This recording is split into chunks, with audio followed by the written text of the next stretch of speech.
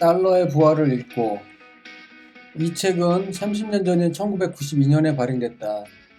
전 연준 의장이었던 폴 볼커와 일본 대장성 고위관리였던 교텐 토요, 이 두 사람의 대담 내용을 책으로 엮은 것이다. 폴 볼커는 30대 이른 나이부터 미국 재무부에서 요직을 거치다 연준 의장까지 지낸 인물이고, 달러에 대해서만큼은 세계에서 몇 안 되는 전문가 중 한 사람이었다. 교텐 역시 85년 플라자 합의와 87년 루브르 합의 때 일본 정부를 대표한 인물이다. 폴 볼커는 나이 90을 훌쩍 넘겨 2019년에 사망했다. 달러에 대해 너무 많은 걸 알다 보니 이 점이 독자들에겐 오히려 불리하게 작용한다. 감춰야 할 것과 드러낼 것을 너무 잘 구분하기에 독자들의 입장에서 꼭 알아야 할 내용을 파악하기가 쉽지 않다. 전문가다운 그의 완곡한 표현은 독자들의 이해를 한층 어렵게 한다. 그런 표현에 대한 나름의 해명은 투기 세력에게 확실한 방향을 알려주지 않기 위해서라고 한다. 어떤 정책에 대해 연준이나 미국 재무부가 확실한 입장을 내놓으면 투기 세력들이 방향을 잡고 집중 공략하게 된다는 것이다. 책임있는 정책을 시행하는 입장에서는 일견 이해되는 부분도 있다. 하지만 대부분은 고양이가 쥐 생각해주는 듯한 가식과 이선이 느껴지는 게 사실이다. 이 책을 읽는 한국 독자들은 이 점에 주의해서 읽어야 한다. 다행히 폴 볼커의 이런 애매모호함을 교텐 토요가 보완해준다. 교텐은 다소 직설적이며 미국 당사자가 아닌 점에서 정서적 유대감이나 이해도 측면에서 우리의 입장과 유사한 부분이 많다. 달러와 인플레이션을 다루는 책이기에 요약이 쉽지는 않았다.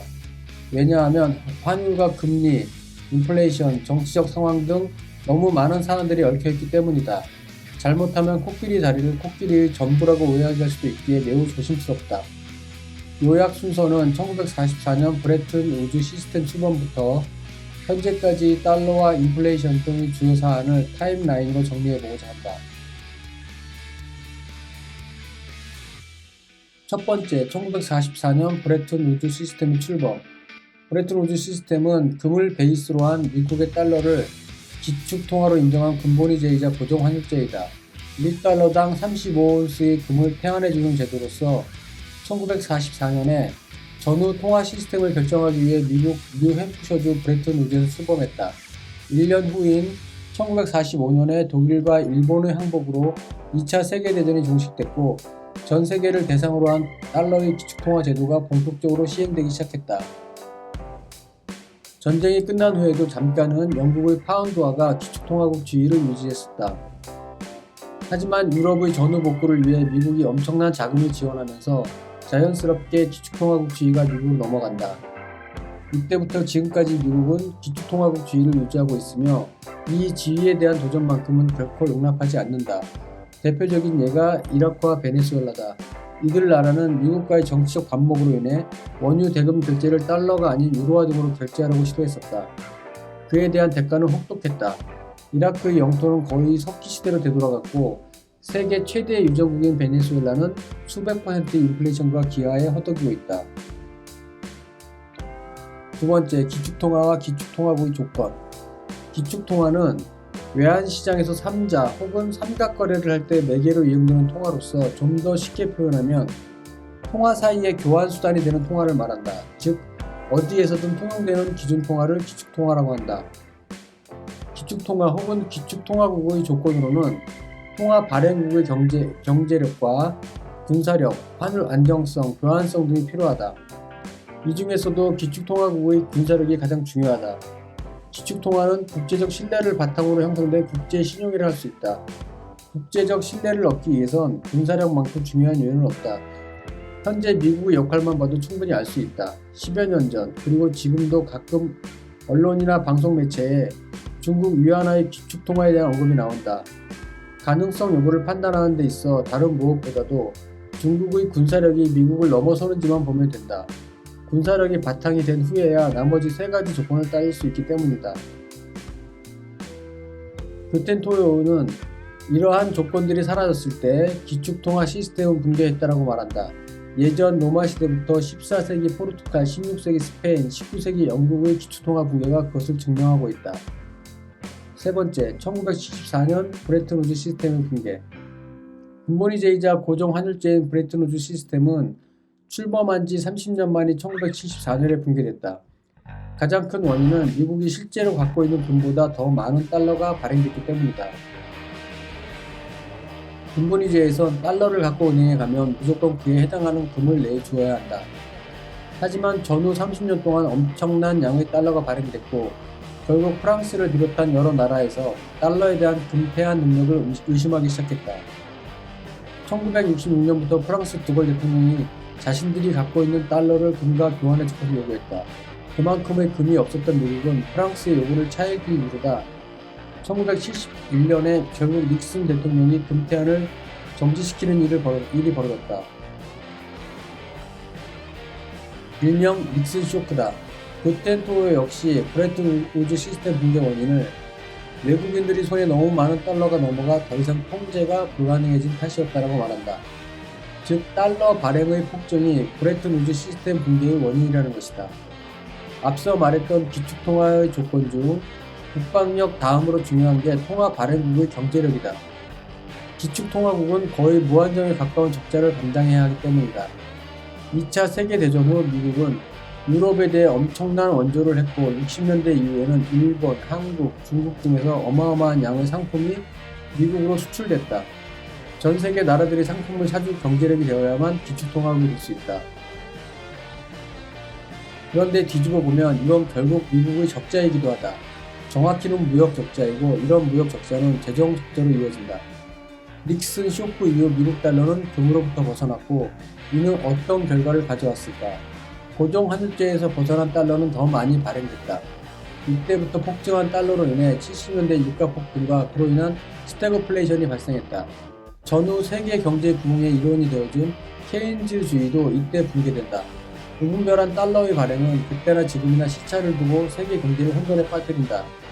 70년대 달러 발행 폭증과 2008년 미국 금융위기, 2019년 코로나 팬데믹으로 인한 달러 발행 폭증은 각기 이유는 다르지만 같은 결과를 낳지 않을까 걱정이다. 달러 발행 폭증이 물가 상승과 스태그플레이션이라는 부작용을 낳는다면 반대로 달러를 줄이면 어떻게 될까?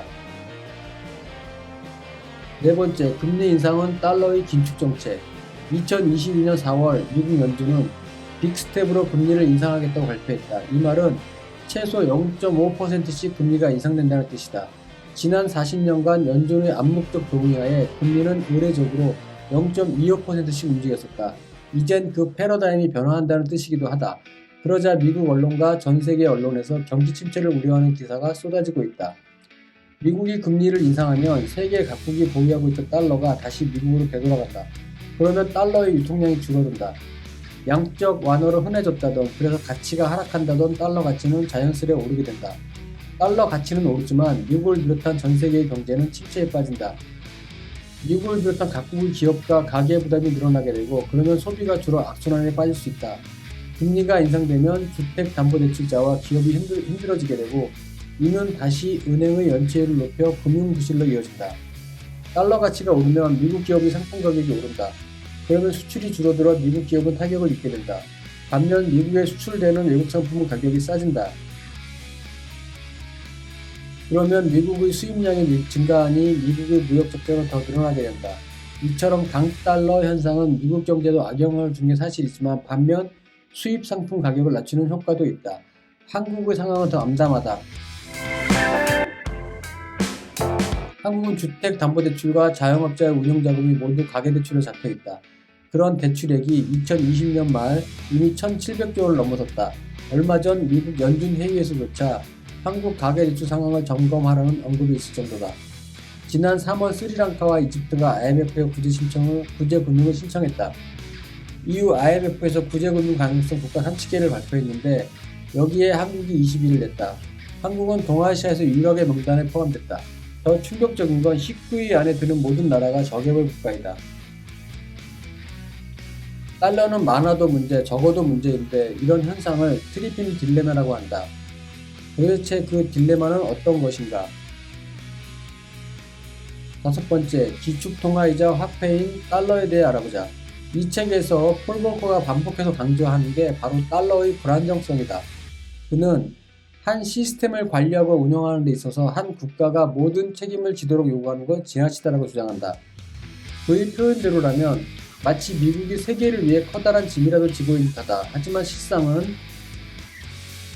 미국 제1의 수출품은 달러이다.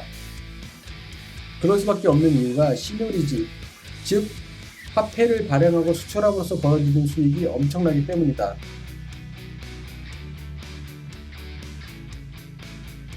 $100짜리 지폐의 원가는 고작 16센트다. 16센트짜리 상품을 $100에 팔 수 있으니 60배가 넘는 장사다. 시뇰이지 혜택을 70년간 누려왔으면서 모든 책임을 요구하는 건 지나치다라고 말하는 건 좀 뻔뻔스러워 보인다. 폴 볼커는 달러 불안의 원인과 해법을 말하지만 그다지 명확하지는 않다. 그럴 수밖에 없는 이유가 달러의 이중성 혹은 모순적인 성격 때문이다. 달러는 화폐다. 그러면서 기축통화이다. 바로 여기서 모순이 발생한다. 화폐는 많이 발행될수록 가치가 떨어진다. 화폐의 작용 요건이자 상품의 제1원칙인 희소성 원칙에 반하기 때문이다. 화폐를 포함해 모든 상품들은 희소할수록 가격이 오르고 흔해질수록 가격이 떨어진다. 달러 역시 화폐이기에 두 번에 걸친 거대한 영적 완화로 인해 희소성이 떨어졌다.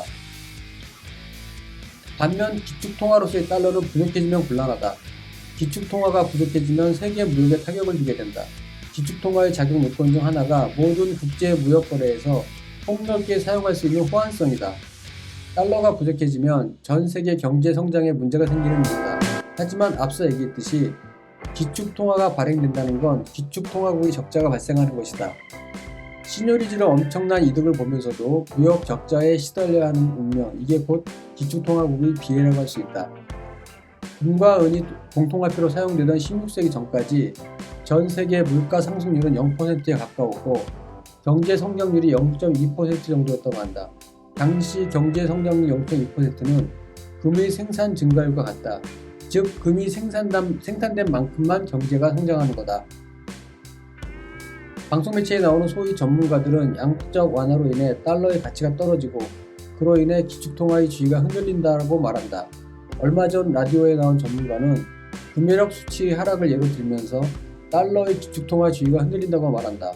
1944년 달러 구매력 수치는 145였는데 현재는 94 정도로 떨어졌다고 한다. 구매력 수치가 하락하면 달러의 가치도 함께 하락하는 게 사실일까? 이런 주장은 이 질문 하나로 반박될 수 있다. 만일 미국이 달러 구매력 수치를 70년간 145에서 더 이상 떨어지지 않게 유지했다면 전 세계 경제는 어찌 되었을까? 앞서 얘기한 것처럼 물가 상승률도 0%였을 테지만 경제 성장률도 0.2%를 유지했을 것이다. 마치 근본이제 시절처럼 말이다.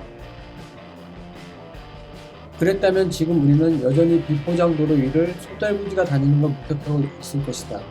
한국뿐만 아니라 전 세계가 16세기를 살고 있을지 모른다. 여섯 번째, 달러의 딜레마를 해결할 방법은 무엇인가? 폴 볼커의 해결책은 간단하다.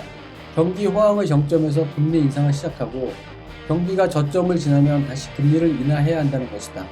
그러나 그건 말처럼 쉽지 않다. 정치권, 언론, 기업, 금융계, 일반 대중들 모두가 반대하기 때문이다.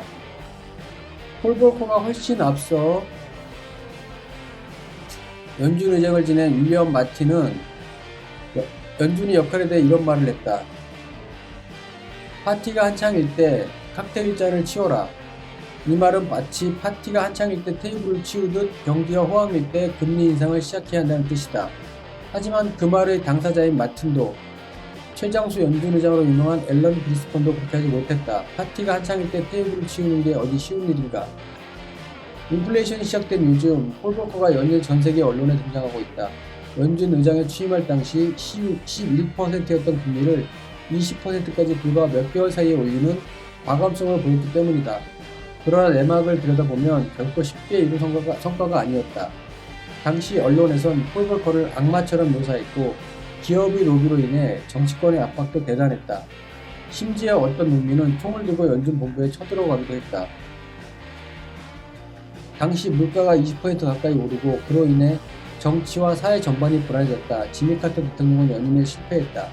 뒤를 이은 레이건 행정부는 달러 가치 하락으로 인한 물가 폭등 등의 부작용을 해결하고자 레이거노믹스라는 강달러 정책을 시행했다.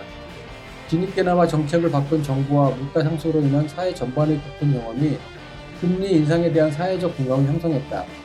이를 바탕으로 폴 볼커는 한 번에 4%씩 금리를 인상하기로 하면서 단기간에 20%까지 상승시켰다. 창조적 파괴라는 슈페터의 말처럼 폴 볼커의 급격한 금리 인상도 결과적으로 창조적 파괴 효과를 냈다. 당시엔 단기간의 금리 인상으로 인해 미국 스스로도 심각한 경기 침체에 빠졌었다. 주택조합 같은 공기업 수십 개와 수백 개의 은행, 수천 개의 기업들이 도산했다. 또한 수백만 명의 실업자가 발생했다. 하지만 고통은 잠시였다. 1년이 채 되지 않아 실업자가 줄어들기 시작했고 수천 개의 새로운 기업이 생겨났다. 적자에 허덕이던 공기업들도 새로운 이름과 기업으로 대체됐다.